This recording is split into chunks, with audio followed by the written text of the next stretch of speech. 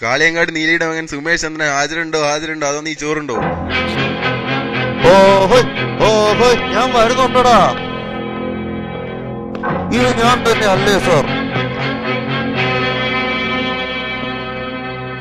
എടാ അധികം കരിപ്പാകണ്ട, പിന്നെ ചെറിയ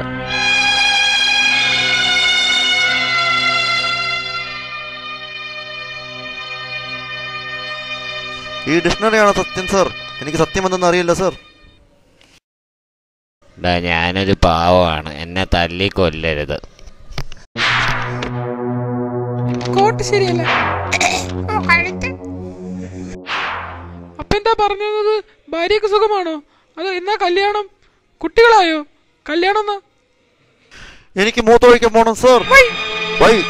ഇതൊന്നും എനിക്ക് അറിയില്ല സാർ. ഇതൊക്കെ ആരാ സാർ? ഇവൻ നന്നായത് തന്നെ. ഈ സുമേഷിനോട് കളിച്ചാൽ ഞാൻ വിവരം അറിയും. ചേട്ടൻ കളിക്ക് തയ്യാറാണോ? അല്ല, ഞാൻ തയ്യാറാണ്. ഈ നിൽക്കുന്ന പ്രതികൾ നിങ്ങളെ അറസ്റ്റ് ചെയ്തിട്ടുണ്ടോ എന്ന് പറഞ്ഞാൽ ഞാൻ അത് സമ്മതിക്കുമോ ഇല്ലയോ?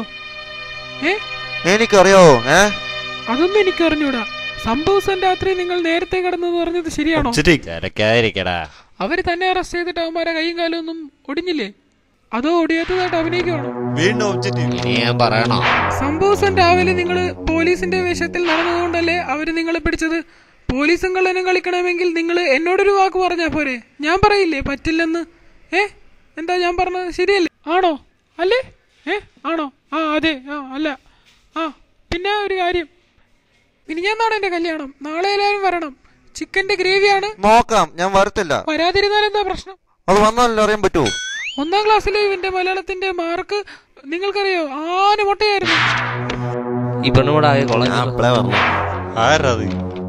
അന്ന് നീ കണ്ണൂർ DYFI, ഞാനന്ന് KTDC, ഇവിടെ ഇരിക്കുന്ന എല്ലാവരും KSRTC, ഈ ജഡ്ജാണെങ്കിൽ PWD, എന്റെ മക്കളോ ABCD. ഇംഗ്ലീഷിൽ ഏതെങ്കിലും അക്ഷരം പറയാത്തുണ്ടെങ്കിൽ പറ, ഞാൻ പറയും അറിയില്ല എന്ന്. അല്ലെങ്കിൽ ഏതെങ്കിലും അക്ഷരം നിങ്ങൾ പറ. മിസ്റ്റർ സുമേഷ്, നിങ്ങളുടെ ആ നാക്കൊന്ന് നീട്ടിക്കേ പ്ലീസ്. കാണാതെ പഠിക്കാൻ പറഞ്ഞ പദ്യം പഠിക്കാത്തതിനാണ് ഈ അടി വന്നത്. ഇനി നാളെ അത് പഠിച്ചു വന്നില്ലെങ്കിൽ ഞാൻ നിന്നെ നുള്ളിക്കൊല്ലും. You misunderstand me? Yes, I don't know. You bloody. Sorry വല്യപ്പ, ഞാൻ ബഹളം ഉണ്ടാക്കും. ഈ ഷർട്ടും പാന്റ് എത്ര പോരാ? നിനക്കൊരു മുണ്ടെടുത്ത് വരാൻ പാടില്ലേ? വീണ്ടും ഒബ്ജക്റ്റീവ്. എല്ലാവനെ പിടിച്ച് പുറത്താക്കടേ. ഇതെന്റെ ആത്മകവിതയാ.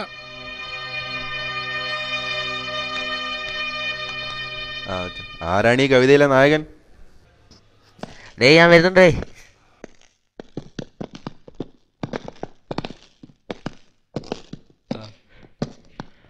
Salute sir. ഇനി പയ്യെ സത്യം പറയൂ. കാര്യങ്ങൾ ഇത്രയ സ്ഥിതിക്ക് പ്രതികളെ വെറുതെ വിടാനും സാക്ഷികൾക്ക് കഠിന തടവിനും എന്നെ 5 വർഷ തടവിനും ജഡ്ജിയെ തൂക്കിക്കൊല്ലാനും വിധിക്കണമെന്ന് ഞാൻ നിങ്ങളോട് താഴ്മയായി അപേക്ഷിക്കുന്നു. സാർ, പ്രതിയായി എനിക്ക് ശിക്ഷയൊന്നുമില്ല സാർ. ഇതെന്താണ് സാർ? ഇന്ത്യ മഹാരാജ്യത്ത് ഇങ്ങനെ ഒരു വിധി ആദ്യമായിട്ടല്ല സാർ. അതൊക്കെ എന്റെ വിധി. ഇനി വിധി പറയാം.